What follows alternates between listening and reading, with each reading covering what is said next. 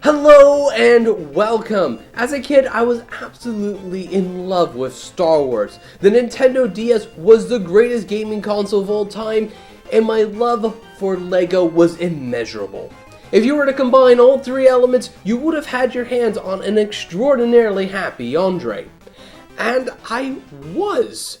LEGO Star Wars 2 for the Nintendo DS was probably one of the greatest games you could have ever given me. I enjoyed it, glitches and all. But when I heard that its sequel, LEGO Star Wars The Complete Saga, was coming out for Nintendo DS, well, you could just imagine my excitement. But when I actually got my hands on the game that Christmas, it wasn't as I was imagining it to be. I was actually so disappointed in The Complete Saga back then that I actually buried it in my game collection, never to be seen again. So today I thought it'd be fun to get myself a new copy so I can take a look back at The Complete Saga and see why I was so disappointed with this game.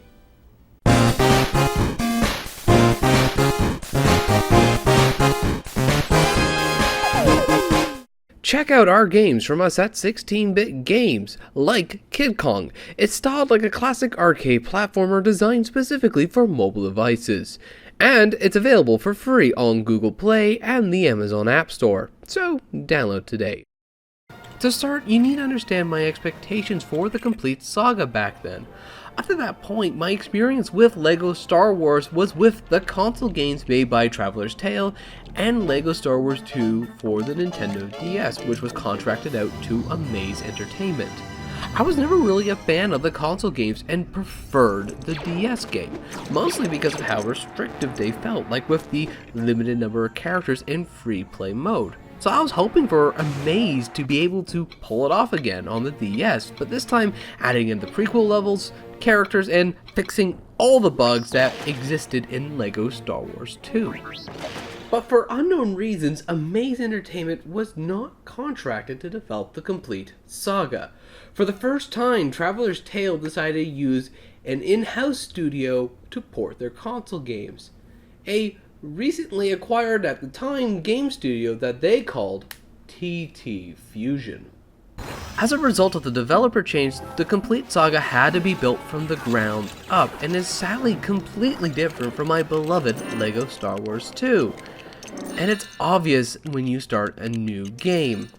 To me, back then and even today, there's something just wrong about the way the game looks and the way the game feels. The LEGO models aren't right when you compare them with actual LEGO.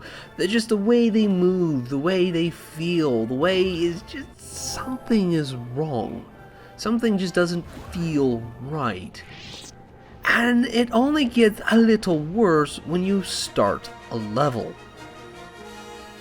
It's obvious that TT Fusion tried their best to port as much of the console game over as possible, even including the cutscenes, which would have been a massive improvement over the original LEGO Star Wars 2 for DS. But the only problem though is that the cutscenes just look terrible. Instead of using in-game models or pre-rendered cutscenes, here they use pre-rendered pictures and hand animate small sections of it like a paper puppet show. And from what I can remember, my younger self didn't want to give the game the time or day afterwards. These cutscenes are distracting. They almost force you to start looking for issues throughout the cutscenes. And when you start every single level off with this mentality, you bring it into the level with you. And while you're walking around these not bad stages, you start looking for flaws and you will find them. Little issues here, corners cut there, and annoying gameplay trends here and there, and you start getting a very bad taste every time you think of this game. Which is quite sad to say, since there's more going on here than you'd actually realize. Now that I've played through The Complete Saga, going back to the DS game, I started noticing a few more details. The level designs are compressed down to 2.5D representations of their console titles, but the amount of set pieces, locations, and dressings that they were able to add in is absolutely insane. The levels are actually well designed and fun to play through. Even the 2D top-down sections for the vehicles are actually quite fun to play through, minus one or two levels. Overall, the game is fine. In fact, it's quite enjoyable if you can get past the cutscenes.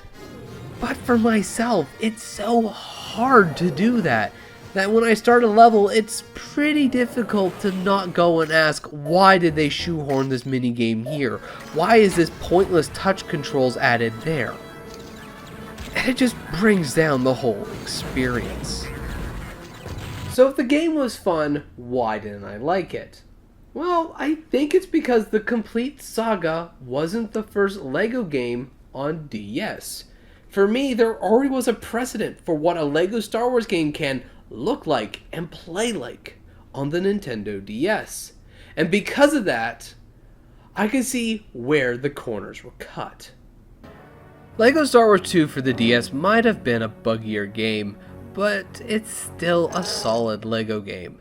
It understands what LEGO should look like, how LEGO should act, and how people interact with LEGO both inside and outside the game. And it does all this without distracting the player too much while they're playing the game. The complete Saga, on the other hand, doesn't do any of this, and it's more focused on trying to port the console game to the DS. And as a result, the game's just distracting as a LEGO title. The models don't look like Legos, they don't act like Legos, and I don't feel like I'm interacting with Legos inside the game, and as a result, LEGO Star Wars The Complete Saga is a bad LEGO game, which disappointed my younger self at the time. But looking at it nowadays, and looking at it as a game, not a LEGO game, just a game, it had solid levels, solid gameplay, and I'm gonna be blunt, it's a lot better gameplay-wise than LEGO Star Wars 2 for the DS. It's still not my cup of tea, don't get me wrong, but it's a good game nonetheless. But is a complete Saga worth getting today for the Nintendo DS?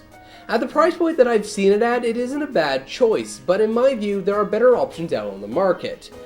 At the same price bracket, if you wanted a better game, you can easily get LEGO Star Wars 2 for the PSP.